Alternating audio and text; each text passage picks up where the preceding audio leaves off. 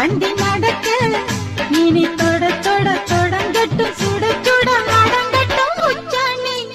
ஆஹா உச்சாணி போடு உச்சாணி கொம்பேறி அழகா உட்கார்ந்திருக்கு ஒரு சிக்கு